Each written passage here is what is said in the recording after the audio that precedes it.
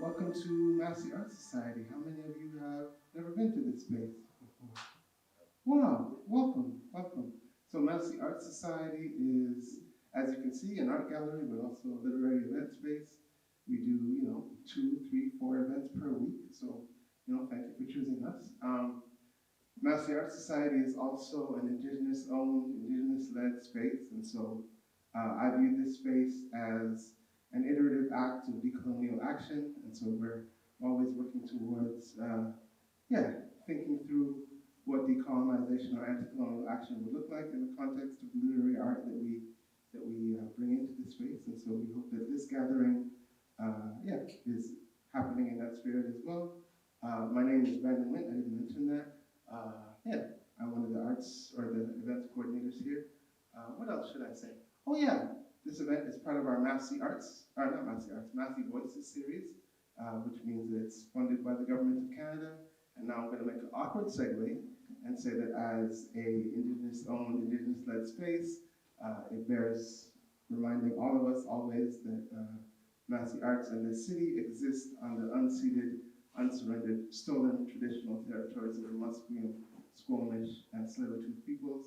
And as such, I like to think about how it is the stories that we welcome into this space can interrupt the ongoing colonial story that's being played out on this land. And so I'm super excited to welcome two poets to regale you with their work today. In terms of housekeeping, there's not so much to say. I have books for sale at the back at any time. There's a washroom, you can use it. The event is being recorded, but it's super chill. Other than that, have a great time. I'm just gonna hand the microphone over to our host and wish you all the best. Thanks for being here.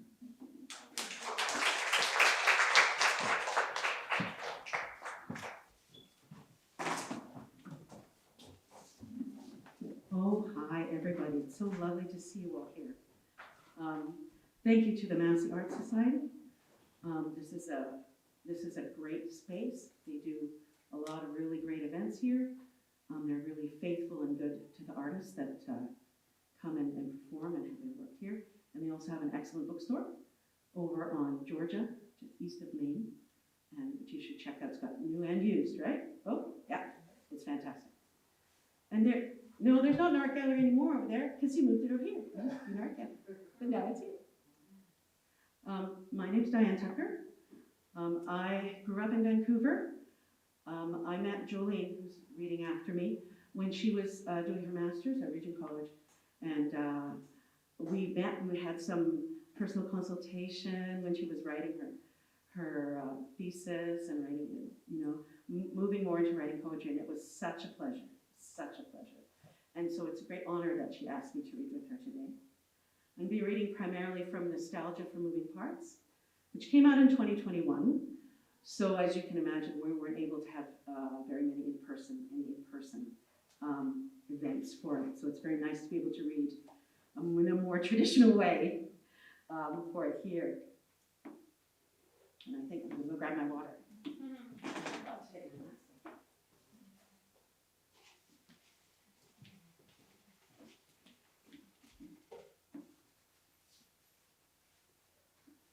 I was saying to a friend when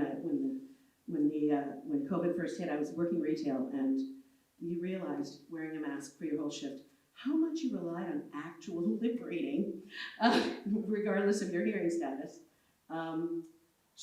because that's just the way we worked. We didn't realize until we didn't have it anymore. So, thank you for listening. And Nostalgia for Moving Parts is a lot of poems about my childhood. I was born in southeast Vancouver. I grew up here and have never lived outside the Lower Mainland. And so I chose a number of mostly poems about that. And I think that's very appropriate, the space that we're in as well. Because this, regardless of, cities change, and that's the nature of cities. But this area is one of the older areas of the city and has always been one of the hearts of the city.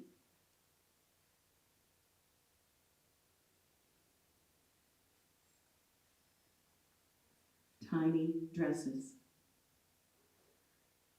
You told me, Mom, about the tiny dresses people gave you when I was a baby. My infant skin, my red-headed skin, hated their slippery nylon frills and itched and allergic and rejected them. Not the last time my oddness baffled you. I never shut up. So many questions. They backed up inside my mouth and came out stuttering. Why? Why darkness? Why dying? How I howled when, in Mutual of Omaha's Wild Kingdom, the lions killed the zebra, bloodied its perfect stripes. You were perturbed, fussed, and clucked. Who cries over a TV show? You worried over my strange new sass, my smartass attitude. At barely 7, I learned to stick up my hip, giggle, and wink, and throw a kiss. I was no fool.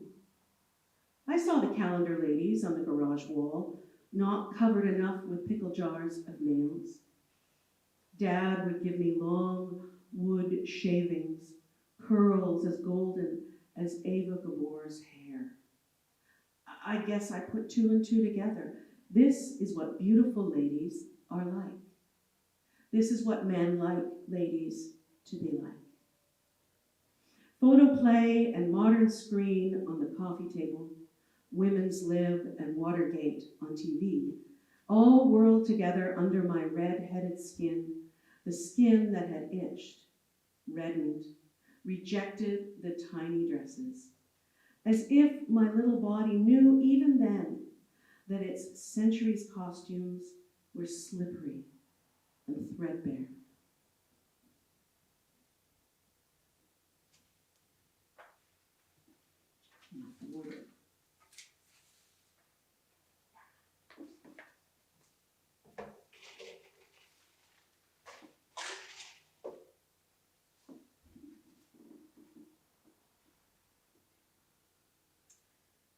Lots changed. Since I went to elementary school, God help us, 50 years ago. And this, what I think of as just a simple story from my childhood, when I read it now, has all sorts of implications and questions about all sorts of things, which one hopes that you will think about if they come to you, or just understand it as a story about children, and that's fine. Danny. Skipping ropes at school, their woven heft. Steel poles around the roofed playground, the rain running down them, luminous, metal melting. I'd press my tongue against a pole and drink. School was a world of delicious new textures, fat crayons, creamy manila coloring paper, notebooks, worksheets stacked fat as animal bodies, tables and chairs with shiny metal tubes for legs. Even light at school felt stronger than at home. They showed us film strips of marmalade leaves against a blue, blue sky, all Technicolor crisp. How I loved those glowing celluloid leaves. Then the cloakroom hooks, imploring curves, parallel silences in calm rectangular shadows, the pavement tap dance beat of skipping ropes. How I loved school, the sweet order of desks in grids. So I wasn't totally upset when, in grade 2, Danny, with the French last name, tied me to a pole with a skipping rope so he could kiss me. Danny with the round eyes, a cherub's mouth, curly hair. He was small even among the small, as I was. No doubt I'd flirted with him, grade 2 style, cute and clueless. I thought myself a lady. Were kisses procured? I bet there were a few. Soon the rope loosened and I made a dash, but Danny pushed me back. A metal pole I loved, from which I'd drunk the rain, rushed up and struck me on the bone below one eye. A shiner, it was called. I had a shiner. I'd seen them on TV, cartoon red beefsteaks on faces. Danny bought the strap then, or another time, or both. He came back to class subdued, his crying eyes swollen, as if a hiding could patch up his love-starved soul. He chased girls, he lifted skirts, he stole kisses, and the grown-ups just spanked his ass. Poor Danny, tiny paramour, tiny batterer. As long as I knew him, Danny chased the girls, staring expectantly through big brown eyes. Whatever makes boys seize girls roiled in him. That yearning he had, no strap could smack it out. And no black eye stopped me flirting. I was 7 and had imprinted on romance like a baby bird. I followed its Hollywood promises everywhere, persistent and imploring as a cloakroom hook.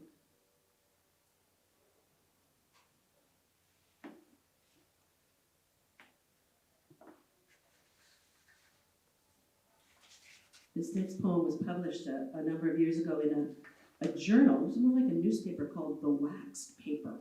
The Wax Paper.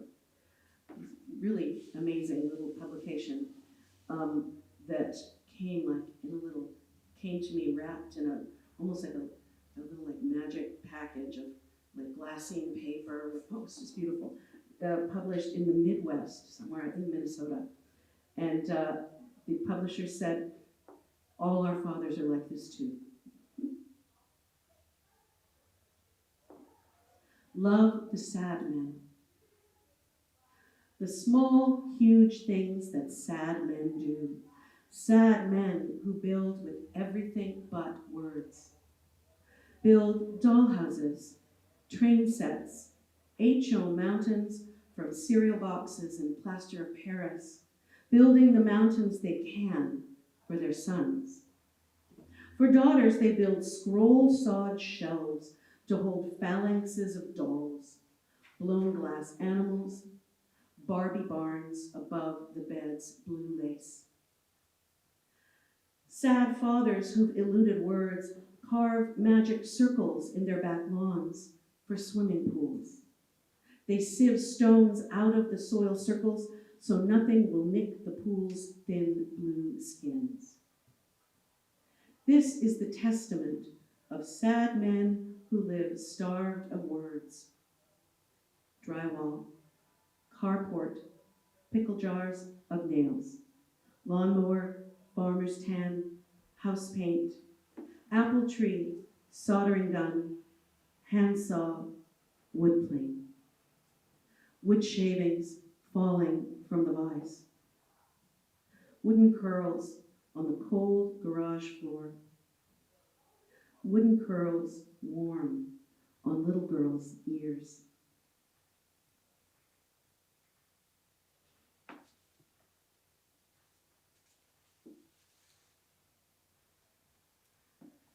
This is the one I think is most appropriate to read here,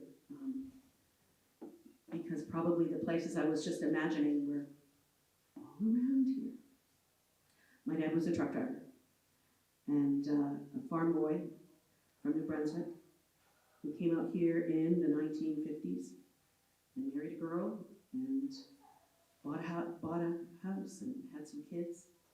He was an unremarkable person, but he's the kind of, in the world's eyes, but he was a good dad and a caring man and the kind of person that was around 50, 60, 70 years ago in Vancouver, for good or ill.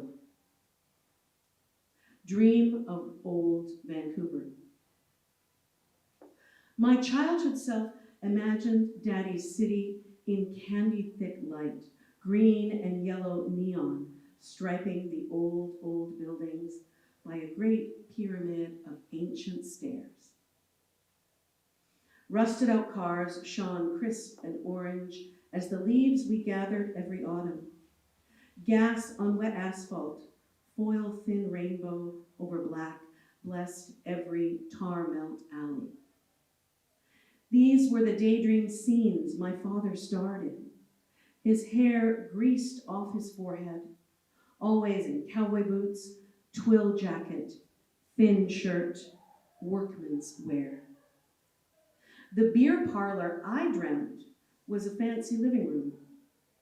Mom came through the ladies and escorts door and conquered with her high heels, cheekbones, dark hair rolled just right, and legs for days. All fantasies of beer parlors, dance floors, and the magical place they called the cave became a swirl of wordless convictions about the power of stockings and slick red lips. Rainy pink-lit doorways, wet glass ice cube clink, a woman's round-mouthed laughter, promises that grew crystalline, the future a black ore I could mine for the city's jagged gems. This was how a woman earned her safety. The workman noticed you and bought you drinks. You played the well-liked woman. You went along. You threw the dice of yourself and hoped you'd win.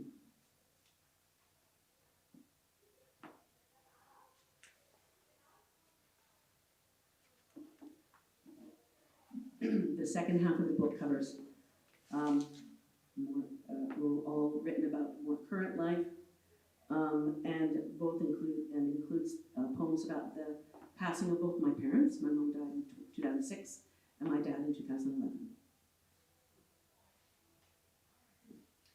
Permanent wave. Not long before you died, Mom, we talked about your hair, how it had stayed thick and strong as your father's, how much you looked like him. Your permanent wave was growing out. You couldn't go to the salon anymore.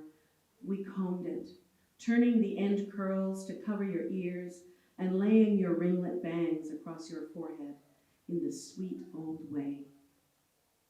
I broached an idea. Let 50 years of perms grow out. Let your hair be straight as it was made and cut in smooth layers, left to fall over your ears and forehead. Let what it had always been halo frame you. You thought about this. I could see. You set your eyes unfocused on some long ago blur, entertained the idea. Inside of you, a small boat launched. You let go the shore, pushed off toward this strange, new, old thing.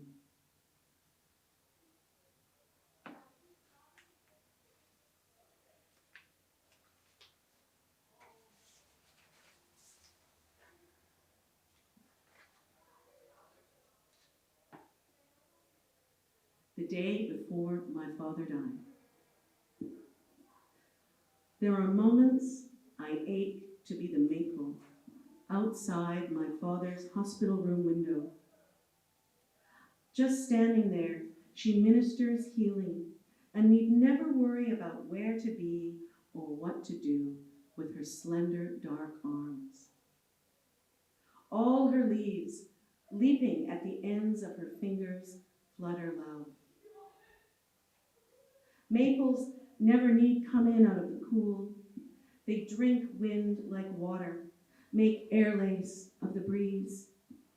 Compared to them, I am a dead thing in this quiet, clean room.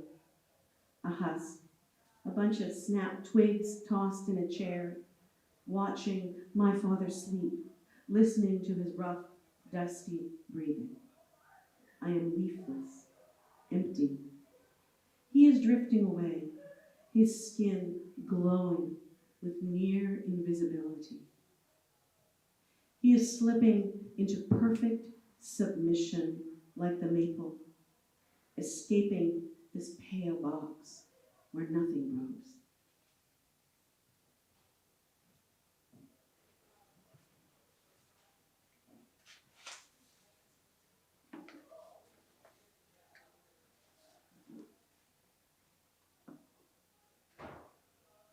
I'll take the answer.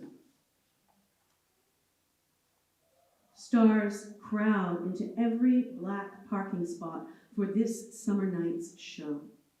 Those that throw themselves into their own descent, incineration, and for a second leave a silver gash.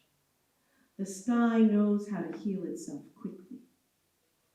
I wait for these moments, brief wounds, shifts in the night's twinkling stillness.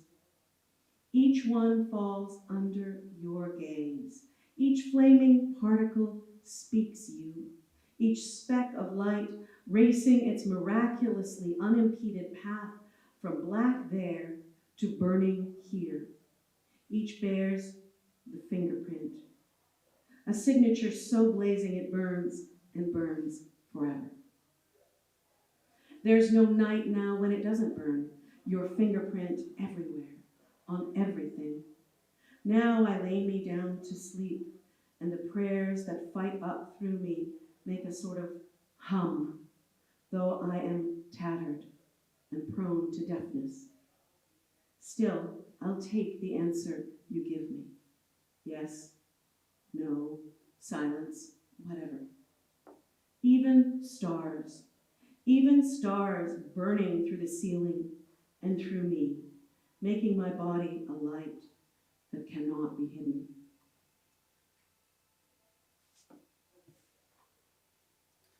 Before I read my last poem, I will again say thank you very much to Brandon and Massy.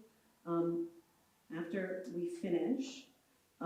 I finish, we're going to have a very brief, like less than 5-minute break if you need to use the washroom, anything like that. And then we'll come back and I will introduce you to our evening's featured reader. Sea's colors. The sea is many colors for which we have no name.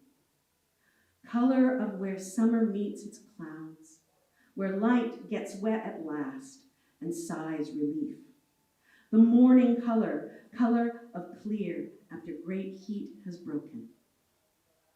Rushing colors of the dog's tide pool joy, dripping ears, seaweed nipped, warm puddles scrambled into the air, filled afresh with shaken salt drops. Best of all is the color of cool wind pulling the gray day down, diluting tides, exalting stone's many shades, venerating the very oldest driftwood, its scoured skin sand smooth, whorls and graceful craters striped in waves, grain almost aflow. The sea is all these colors in its perpetual motion atop its flash white flickering edges and around it, a million scraps of stillness worshiping its roar. Thank you very much.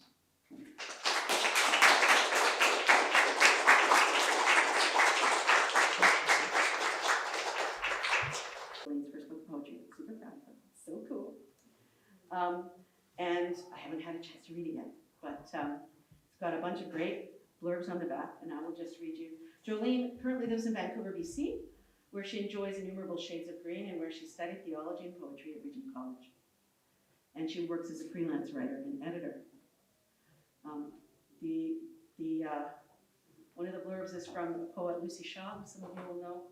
And Lucy says, "The reader can almost taste the emotions that rise in the reading of these raw poems.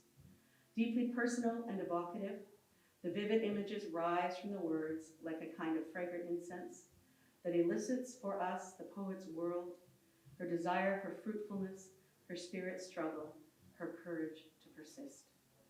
So please welcome Jolene Nolte.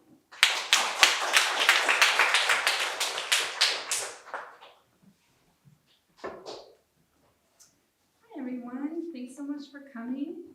And I just want to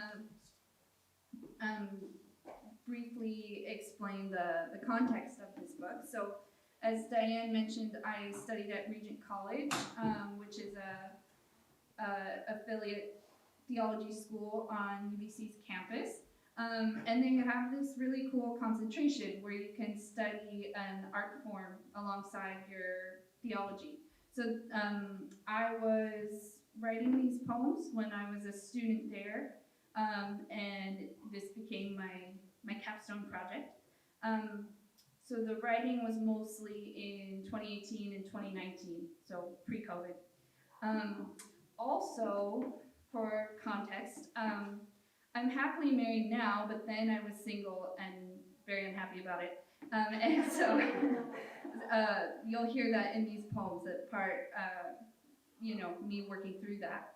And I had also moved here from very arid climates, and so I was very inspired by how lush and beautiful it is here in Vancouver. I was living in a little basement suite in Dunbar, didn't have a car, so I got to know the area really well. And one other thing was that in my sort of Regent's incubation, we would sometimes have readings, and there's a tradition there that in between poems, you can snap if you would like. So if someone has the desire to snap, when it looks like I'm done reading a poem, feel free.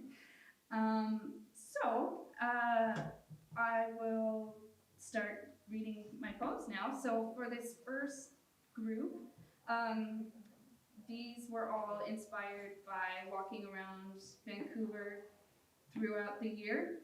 And so this first one is called Pedestrian, and the epigraph says Vancouver, BC. But since we're in Vancouver, that's not specific enough, so I will tell you that I wrote this poem at Milano Coffee in Mount Pleasant. Pedestrian. At the open coffee shop window, I stare out blankly at squat buildings, one painted turquoise, and distant glass skyscrapers rising beneath the coast mountains' jagged ears. Living poetically sits on the table beside my iced coffee. My thoughts flit like sparrows in June sky. What relation bides between word and world, substance and spirit? How might they unite in the movement of a life? On the sidewalk, a tan man carries 2 potted palms crisscrossed against his chest. The fronds extend, leafy wings jostling as he walks. Pegasus come down from Parnassus. Given a gust of wind, just imagine how he'd fly above cups, discarded cups, and every concrete edifice, drawing all perceiving eyes his way.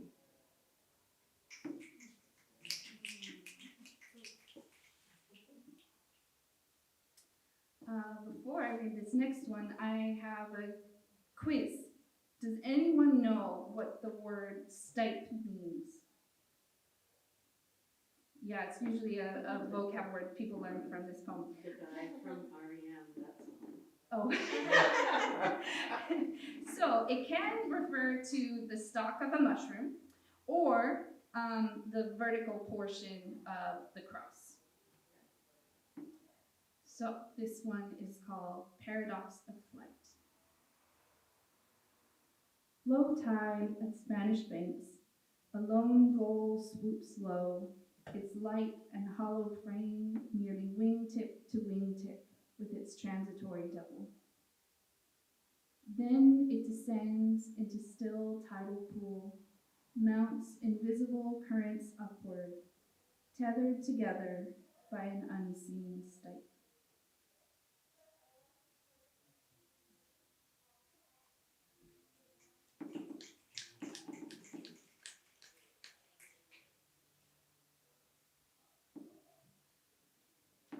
End of August. Look, witness the touch of seraphim coal visible on us, enriching each maple, birch, sunburst honey locust, ornamental pear trees' leaves turning gold, crimson, vermilion in clusters. Though spring's soft drizzle and summer's unveiled sun nourished us, we find ourselves unloosed by autumn's azure breath. We return to the ground, where our blazing colors dwindle to earth tones. Winter slosh and booted feet assist our dissolution. Regardless, we stand August now because we trust this unquenchable fire will bear us, yes, deep into cold clay, but Lord knows how, one day up again to greet the sapphire sky.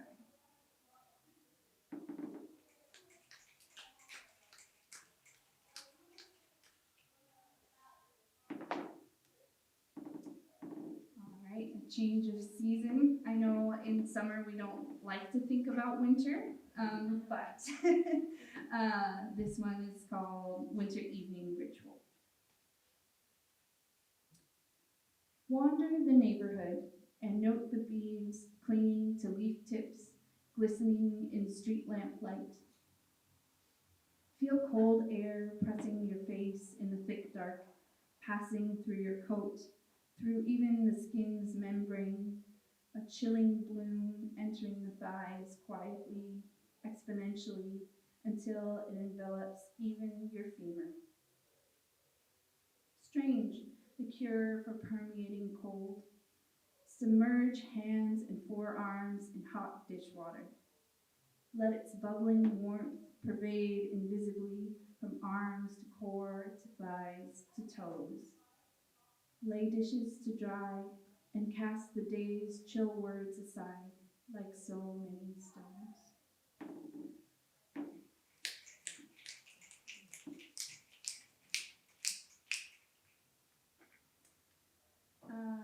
So these next two poems were inspired specifically by camping trips in BC.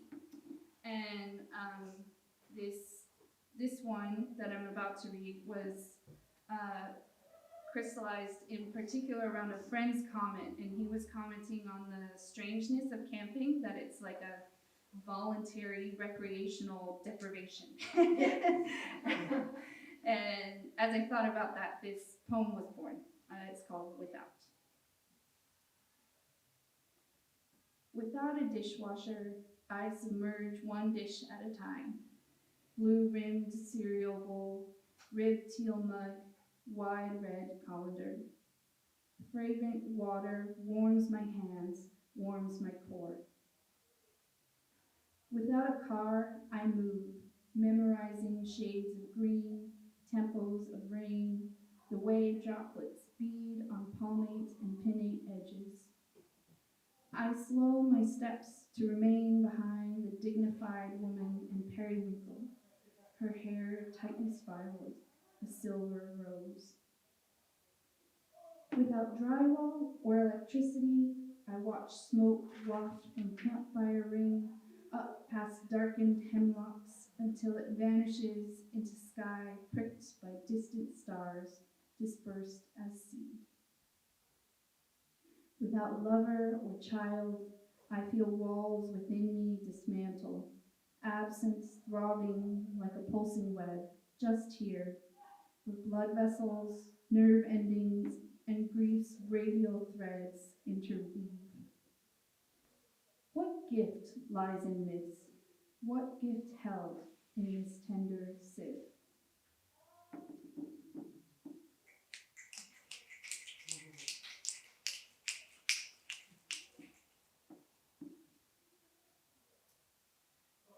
So this next poem is called At Ruckle Park Campground, and one piece of background info. This poem is in two parts, so this is relevant to part two.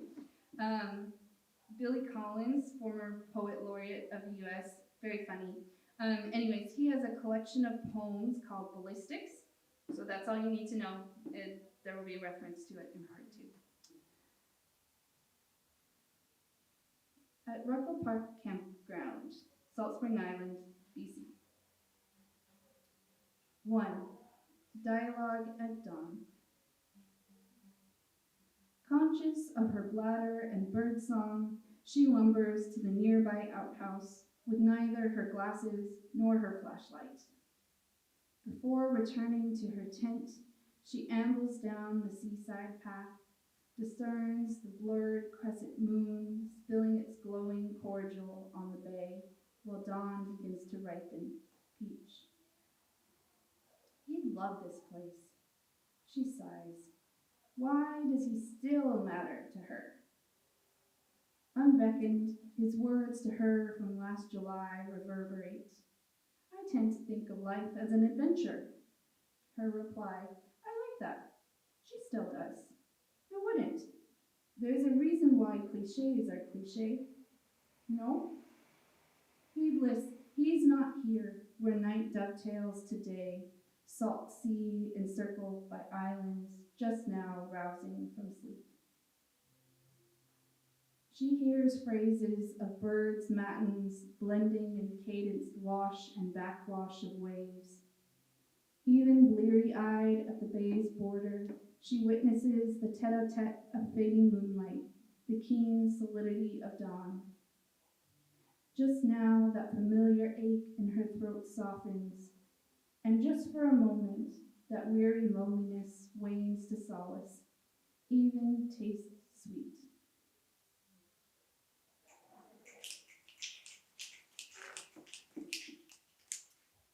Two, Jupiter Ascendant.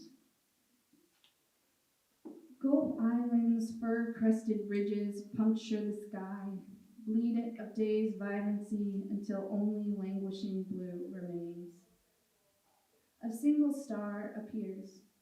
Jupiter, the woman at the common campfire tells her. She recalls how last summer she lent him ballistics. He returned it promptly through a friend who relayed. He said to tell you his favorite was the one about Jupiter. Now, despite her vigilance and his rebuffing distance, he again has risen with that helium giant chief among her thoughts. Doesn't he know that even 600 million miles cannot erase, but only punctuate his traces in a silent, beleaguered sky? And she?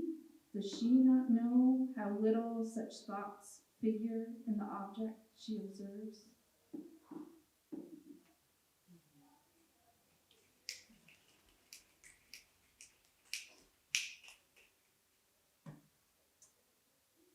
So for this next group of two, these were inspired by my then daily routine at Regent and UBC.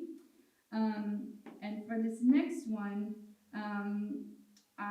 so when I was a student at Regent, I worked in the library, shelving books, and there's a sculpture in the Regent Library that I became very familiar with.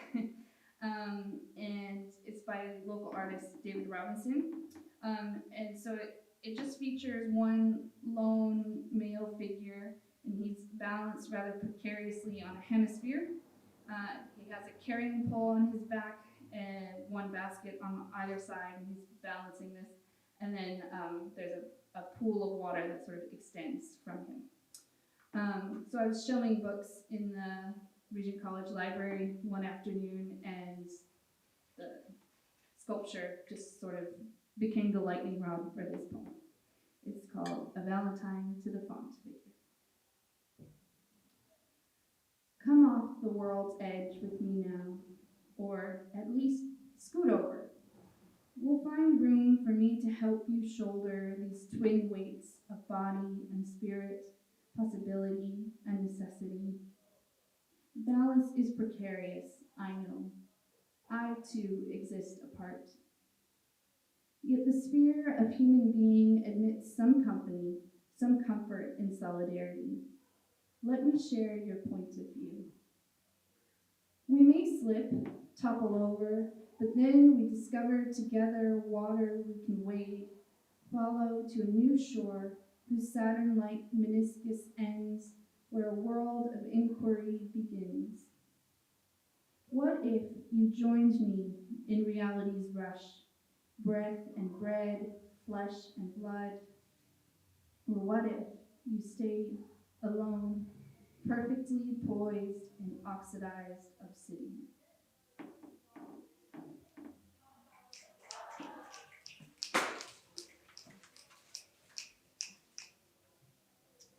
So slight scene change to a different building, but the title says it all. It's called To the UBC Aquatic Center Women's Locker Room. I have never seen myself in 3 dimensions all in one glance.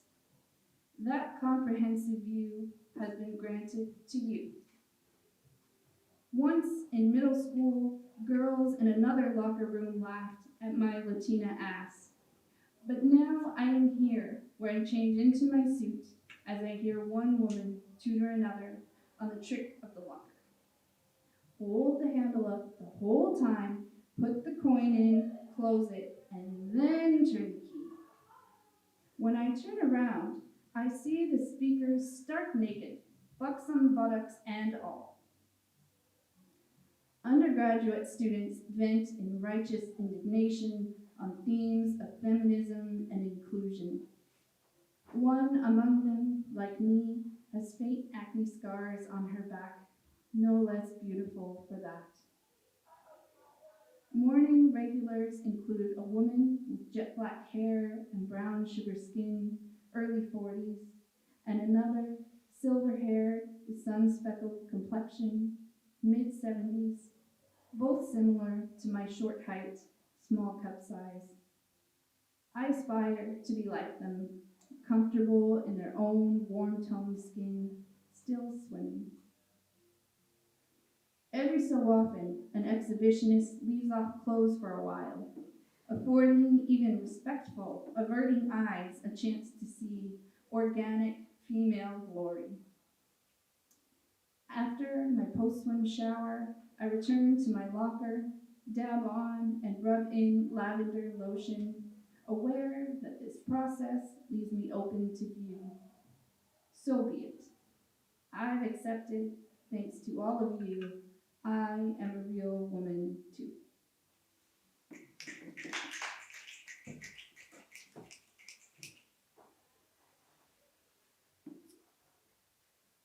Now, before I read this last one for the evening, I just wanted to say thank you all for coming.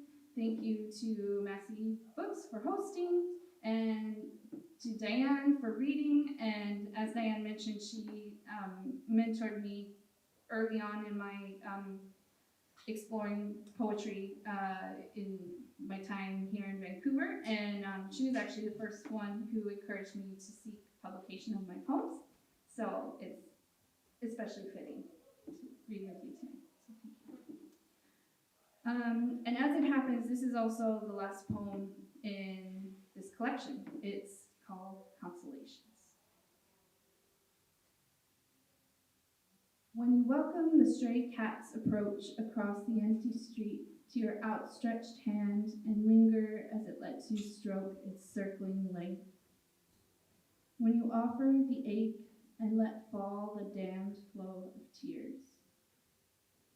When you receive another's affirming words as winged seeds unfolding, fluttering down to inarticulate depths.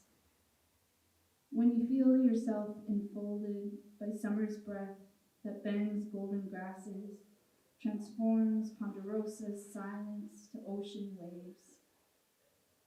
When you discover, though your blistered, bloodied hands can no longer grip the oars, the current has carried you to an undiscovered, fragrant, fur-lined shore.